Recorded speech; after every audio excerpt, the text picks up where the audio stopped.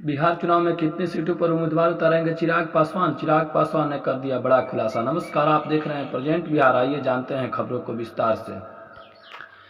केंद्रीय मंत्री और बिहार के लोक जनशक्ति पार्टी के नेता चिराग पासवान ने यह साफ कर दिया है कि वह कितनी सीटों पर अपने उम्मीदवार उतारेंगे।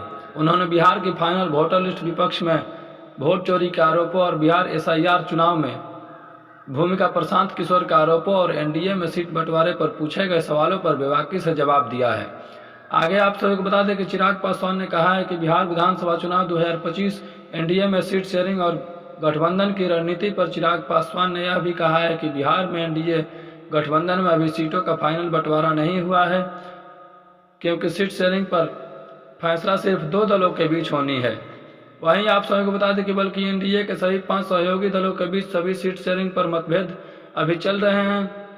उन्होंने NDA के सभी पुराने रिश्तों का जिक्र करते हुए कहा कि साल 2014 में लोकसभा चुनाव में BJP के साथ गठबंधन हुआ था। आगे साल 2015 में विधानसभा चुनाव में भी BJP के साथ गठबंधन हुआ था, लेकिन साल 2020 में मतभेद हुए तो उनकी लोक जनशक्ति पार्टी LJP ने अकेले चुनाव लड़ा। साल 2024 में लोकसभा चुनाव में LJP को एक सांसद होने के बावजूद सिर्फ 5 सीटें दी गई और पार्टी ने 5 सीटों पर जीत हासिल की। चिराग पासवान ने कहा कि इससे पता चलता है कि NDA का गठबंधन मजबूत है और भरोसे पर आधारित है।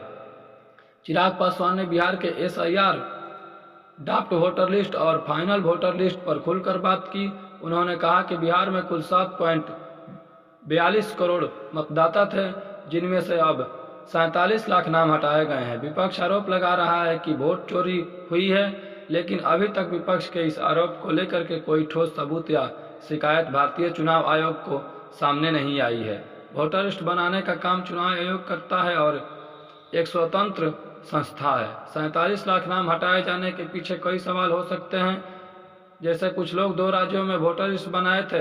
आज के लिए बस इतना ही, मिलते हैं अगले खबर के साथ। तब तक के लिए धन्यवाद, नमस्कार।